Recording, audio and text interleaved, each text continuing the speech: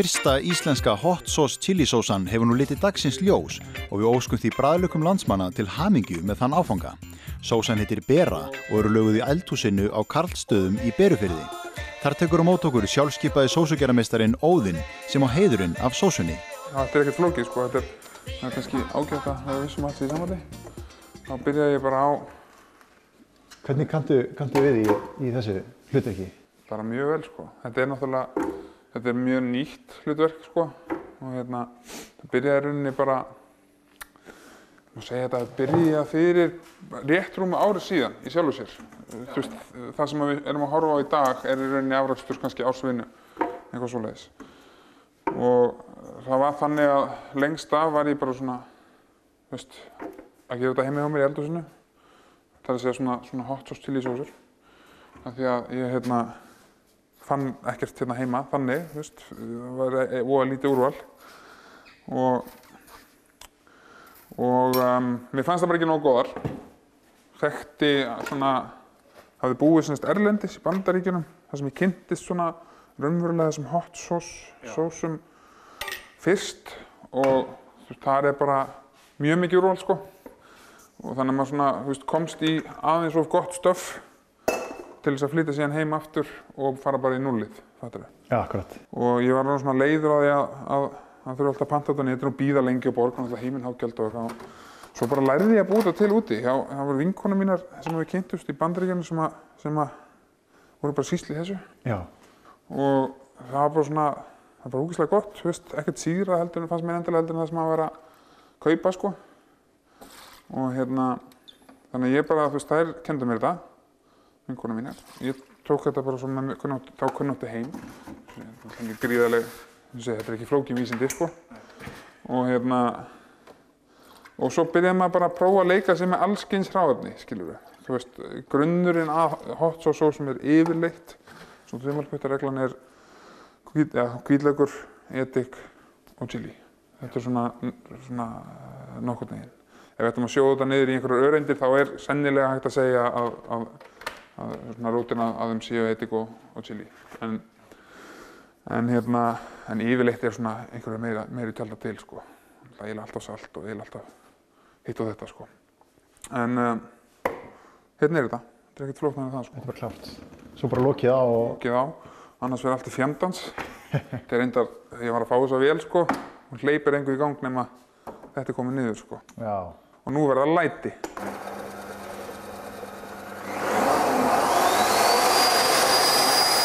Það er bara svona. Og þá ertu komið með cirka bát 3 lítra af sósu. En hún er reyndar ekki alveg full kláruð sko. Núna fer hún á fötu. Og það fara í hverju svona fötu fara 3 svona könnur, það er cirka 10 lítrar, eða svona 9-10 lítrar. Og þetta er síðan eldað, eða hitastigið hleypt upp í svona 80 gráður. Það er bara til þess að tryggja hámarks geymsluþol.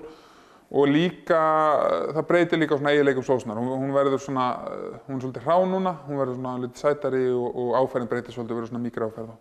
Og þá er hún bara klár sko. Svo eftir það þá fer hún á dæli hjá mér.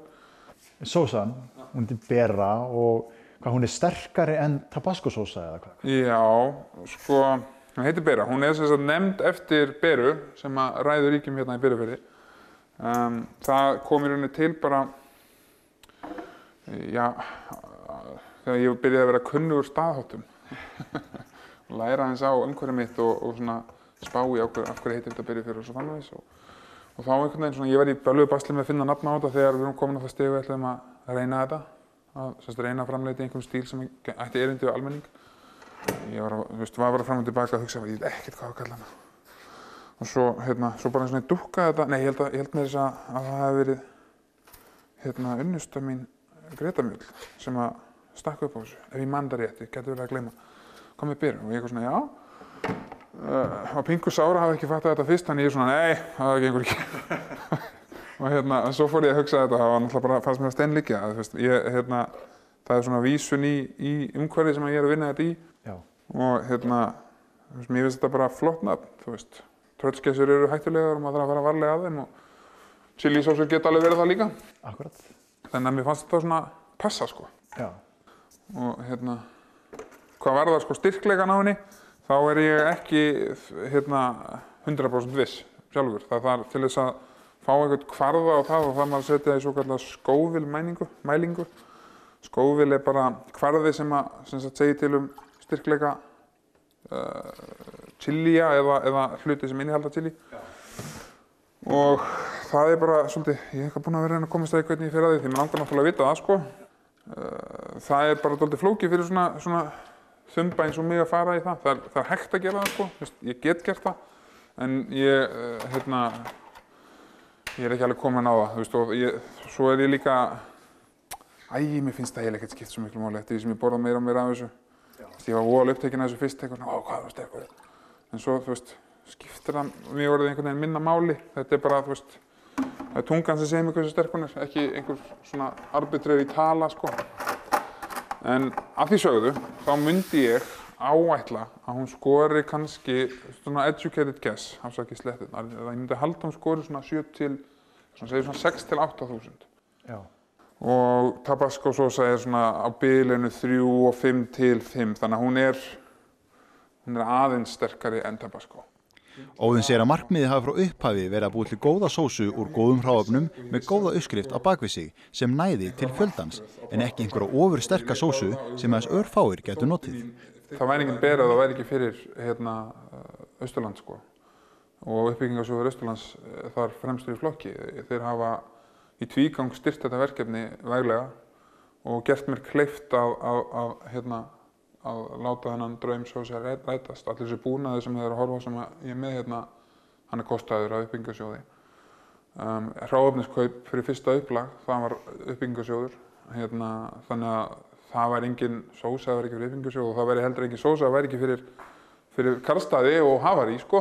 Það liggur alveg í augum uppi. Ég er ekki, í sannleika sagt er ég ekki frumkvöðull í eðli mínu. Það verður bara að viðurkennast. Ég hvarfla aldrei að mér að reyna þetta í Reykjavík. Ég getur rétt ímyndað hvað svona aðstaða, hvers slags gjöld liggja bak við það. Og ég er ekki típan sem tek áhættu framkvæmdalán og fæ fjárfesta og það er ekki til í demminni, sko. En þá